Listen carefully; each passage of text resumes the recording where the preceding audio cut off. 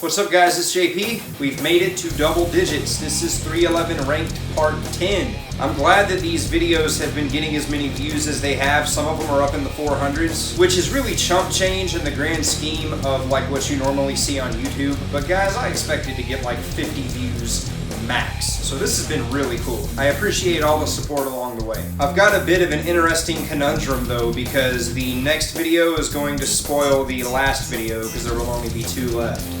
So, now I've shared the hell out of this on Instagram, Facebook, and Twitter. There's 2 videos about it already, so I'll keep this really brief. I have 3 sealed copies of Voyager that are being given away for free. Follow that YouTube link you see in the pinned comment, and go leave a comment on that video telling me what's your favorite one of these songs off of Voyager, and what's your overall favorite 311 album, and you will be entered to win one of these. Friday at 6 p.m., winners will be announced. I'll make a short video. You'll know that you've won because there will be a heart react next to your comment. And if you see any fucking flies going around, it's because maintenance has been doing work on my apartment, and I guess they just leave the door open while they're doing it.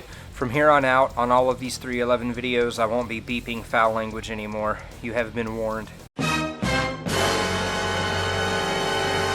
So in case you haven't seen any of the ranked videos up to this point, stop now and go to that playlist, which is also listed in the pinned comment. What I've been doing is reviewing their albums in the order that I would rank them based on a few things. Number 1 being my opinion. Number 2 kind of being what they mean for the discography as a whole. And after this, we'll get into it, but there is PayPal and Patreon in the description if you want to help this channel out. If not, I've always said this, I'm just glad you're here. Thank you for watching.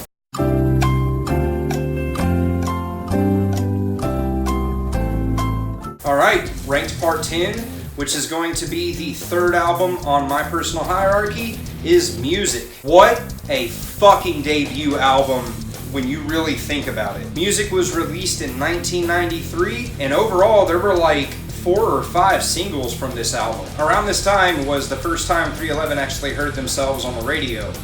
It was, I believe, Do You Right. We were actually by the pool at our little house in Van Nuys that all 5 of us lived in, and it came on and there was a lot of like, you know, high-fiving and cannonballs into the pool and probably smoking out, you know, just celebrating. It was a cool moment. We have 12 or 13 songs, depending on whether you consider Fat Chance and Fuck the Bullshit to be 2 different songs. Now, a couple of the things I love about this record, and you might think I'm wrong on this because, I mean, there are other albums where it sounds pretty good, but personally, I think this is the best job that they did putting Peanut in the mix. The bass is fucking thumping on this record, and that's really something that seems to have been missing for a while. I mean, you can still hear Peanut, but if you have a bass player like that a lot of times goes off the beaten path and doesn't necessarily do the exact same things as the guitar, you'd think he would be featured a little more prominently in the mix, but I feel like a lot of times you really have to listen to hear exactly what Peanut's doing. Not always, but particularly recently. On Mosaic and Stereolithic, I really don't think the bass is mixed that well, and on Universal Pulse, nothing's mixed very well. Throughout a lot of these songs, you'll hear a lot of hip-hop style production. You know, you'll hear 808 bass drums like really low in the mix, particularly in songs like Freak Out. And speaking of hip-hop production,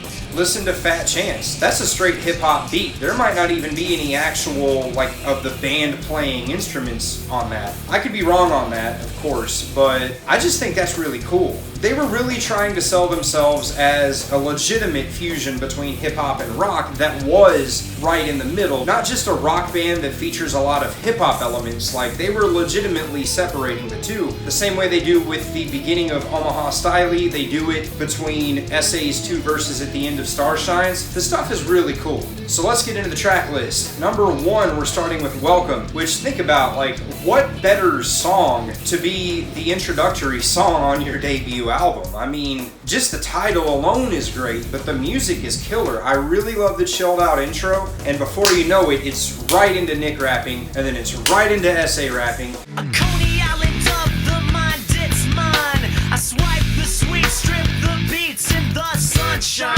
Local homes I stroll because I'm thinking. A tone poem alone is the medicine. And And there's really no chorus in this song either. That's something that I love about early 311, particularly the first two albums. A lot of those songs just go. They don't really have any kind of traditional structure. They don't really have choruses. It's just ideas being poured right out. And I love that about this album and about Grassroots. Also, we learn what Nick Hexum's birthday is. Whack. And just like I showed in the Stereolithic video, part of this song is used in the intro to Existential Hero. And something I always thought was really cool about this song is that the intro and outro are the same. I don't know why, that just seems like it's really, really cool to me.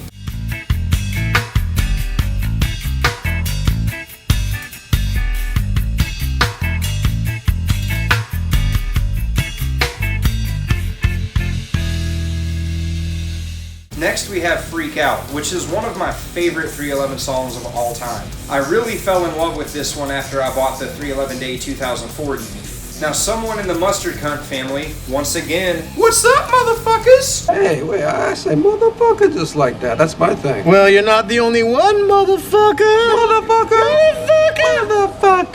Motherfuckers! Now someone in the Mustard Cunt family brought up a very good point that a lot of these songs do sound better live, and I have to agree with that, particularly with songs like Freak Out, with like Visit, Hydroponic, but the studio album is really cool. There's a lot of layers of stuff going on that you can listen repeatedly and pick out something different each time, and I think that's really neat. And earlier when I was talking about 808s, they're featured pretty prominently in this song. In case you don't know what an 808 bass drum is, listen to this next sample from Beastie Boys.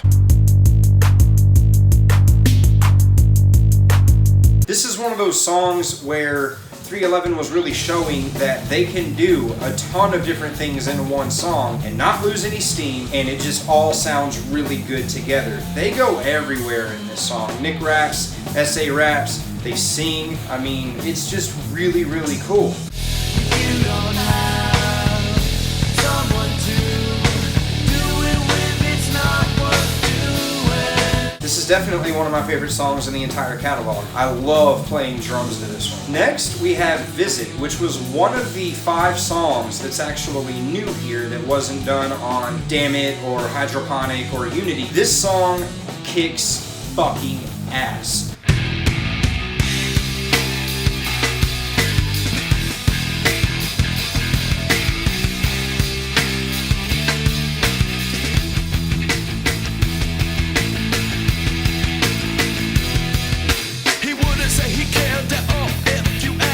Right from the get-go. Doesn't let up the whole way until it has a really chilled out reggae ending, which is absolutely beautiful.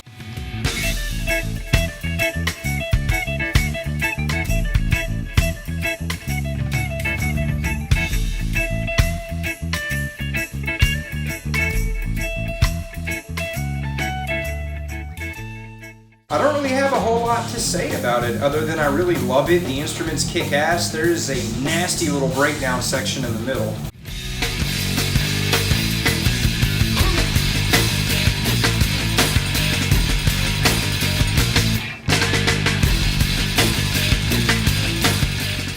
Next we have Paradise.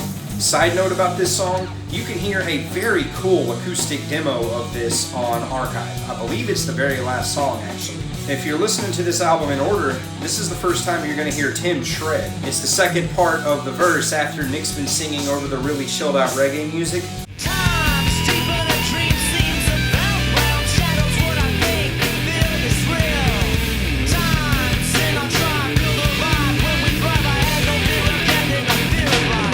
Now I always was impressed with just exactly how well all of this meshed together, because like for me at least, if I heard someone jamming the softer part of Paradise and then later heard them jamming the heavier part, like what's underneath SA rapping, I would have thought they were playing 2 different songs, and somehow or another it works perfectly here. Plus the chorus is beautiful, and let's be real about it, we've all felt this way about somebody before. I can't forget you, and a version of paradise. I can't forget you, and a version of paradise. I don't really skip this one. In fact, I don't really skip any songs on this album. I really like it. Next is Unity. What a fucking track, dude. Even if I cared to try, I couldn't please them.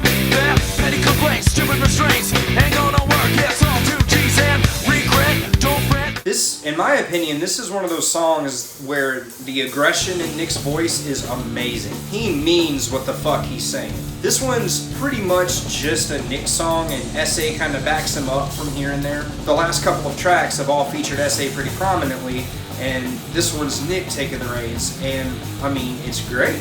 Love the heavy part right in the middle.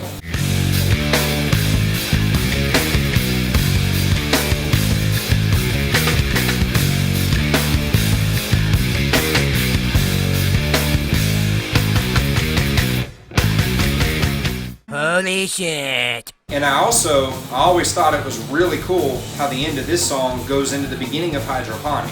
That's awesome. Speaking of Hydroponic, Chad Sexton instrumental. When I was reading the credits to this album, I realized something I'd never really paid attention to that before. But Sexton was on a lot of these songs, and that's probably why it's one of my favorites. Like, even if I don't read the credits to a 311 album first, like I did with Voyager, like I did with Uplifter, and I think I did the same thing with Stereolithic. I listened before I knew who wrote what. I just naturally gravitate towards the Chad Sexton songs. I think he makes most of the best instrumentals in my opinion. So it's really cool to see him on here, and Hydroponic does not disappoint. And actually, there is a compilation called Music for Our Mother Ocean. I don't have the disc in here, it's in my car, but Hydroponic was featured on it, and this was before I ever bought the Blue album. And I used to actually just go back to the beginning, right before S.A. starts rapping, when Chad does that drum roll. I used to just skip back a couple seconds and just listen to that section when the whole band is going.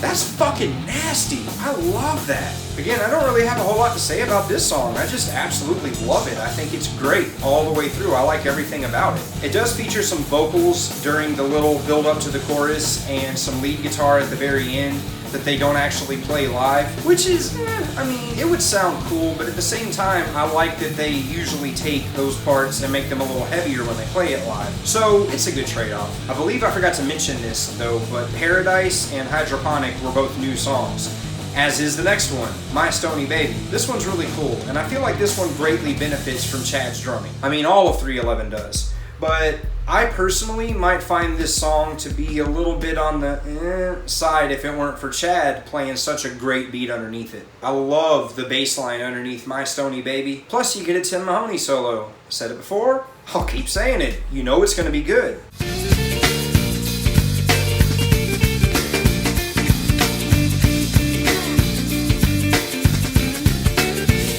Plus, I mean, just listen to this snare work. Next, we have Nick's Hex, which was also a new song. I'm actually not the biggest fan in the world of this song. I don't really dislike it. And I like that, I guess you would call it the chorus, the refrain that happens multiple times. It's beautiful, but there's no vocals. I think that's really cool. That's a cool touch. They didn't force anything, they just let the music speak for itself. That's pretty cool.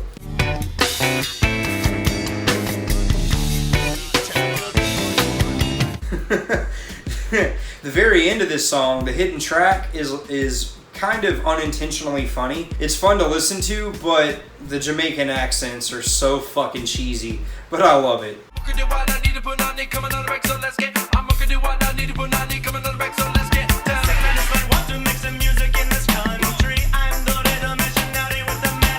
Next we have Plane. This is another one where Nick takes the reins pretty much the entire time. I want to say, like, off memory, I can't think of S.A. being in this song at all, even as a backup. This one's fucking cool. I love how you've got that little chilled out funk guitar the entire time, and then instantly nod your head to this. Nod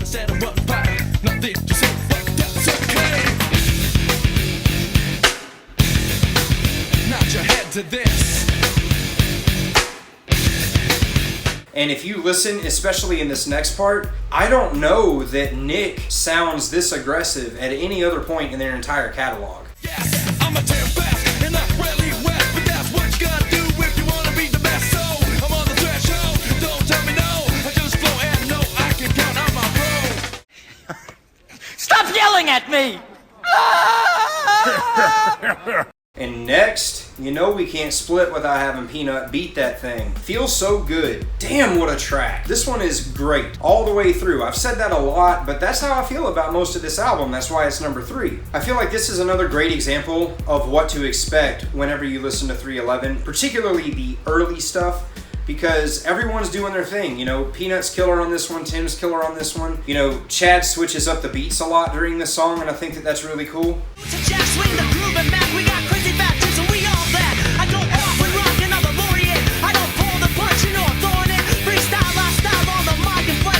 But again, can't split without having Peanut beat that thing. Yo, Peanut, beat that thing!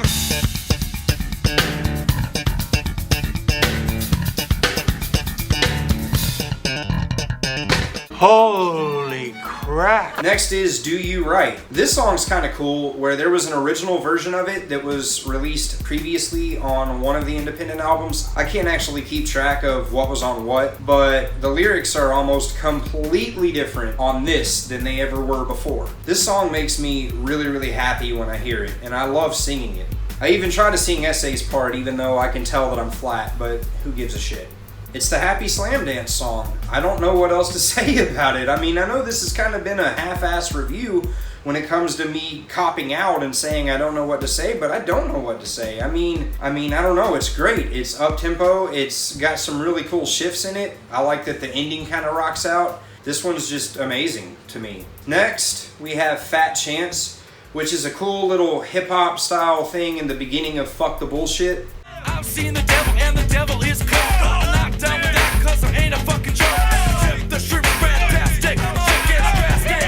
I didn't believe I lay. Can you hear this? Can you hear rhythm? Making music soothing your system. Come on.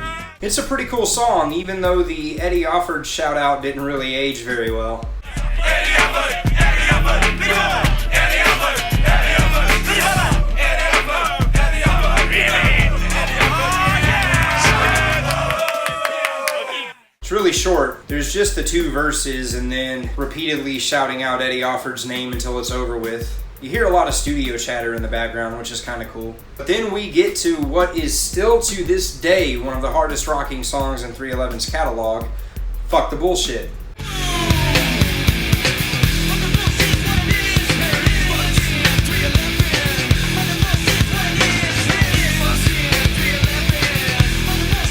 This song has an absolutely incredible performance from everyone. I mean, Nick and Essay are on point, Peanut's on point, you get a little bit of a slap solo, kind of sort of towards the end. It's not really a solo, but you can still hear it because there's no vocals.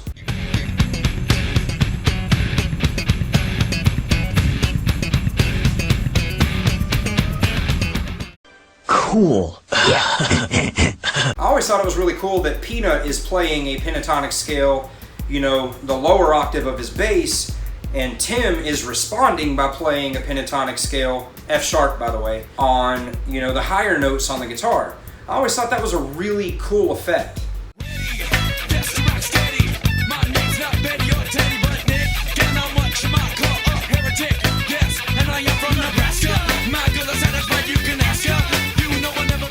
And this is one of Essay's best verses still to this day. So, Open to Close, I really think that this album is just incredible. I don't know many other bands that have a debut album that comes out this hard, and even to this day they haven't really deviated from a lot of the sounds that they came up with here. I mean, they've definitely added more when it comes to what they want to do on an album and their technical abilities, but at the end of the day, 311, their core stuff is still relative to the early 311 core stuff. You can't really say that about a lot of bands. And again, like I just said, I can't really think of many other bands whose debut album just had this kind of production quality, the writing quality. I mean, let's be honest about it. The majority of these songs they've been playing for years and, you know, rewrote. So this album has a lot of tightness that you don't typically hear on debut albums. I mean, they really kick your fucking door down with this one. Also, between a couple of the tracks, there are lyrics being borrowed. S.A.'s rap in Visit, Nick says a lot of those lines again in Paradise, and Fat Chance, he uses lyrics that he used again in Loco on the Blue album. The reason I have this one ranked so high is there is a striking confidence in their identity, again, for this to be a debut album. And like I said before, when I was talking about playing, these are some of Nick's most in-your-fucking-face vocal performances in the entire catalog. And I think that's amazing. It almost feels like he's yelling at you. And once again, I really do think that this is the best, or one of the best, jobs that they've done bringing Peanut into the mix. I mean, the bass is so damn good on this album. Oh, fun side note. Peanut recorded this album with a 4-string Ibanez Sabre that burned up in that RV fire. So this is the only album not recorded on a 5-string or on a Warwick. Well, Wildfire was played on a 4-string Rickenbacker, but I digress, that's not a whole album. Anyway, again, I'm sorry for all the cop-outs on this one, but these songs are so ingrained into my mind that it's really hard to think of new things to talk about. Plus, all of you who are here are already 311 fans, so you already know everything there is to know about these songs. Anyway, I promise this is the last time I'll mention this on this channel, but go get in on this Voyager giveaway. If you want to contribute, there's links in the description. See you next time.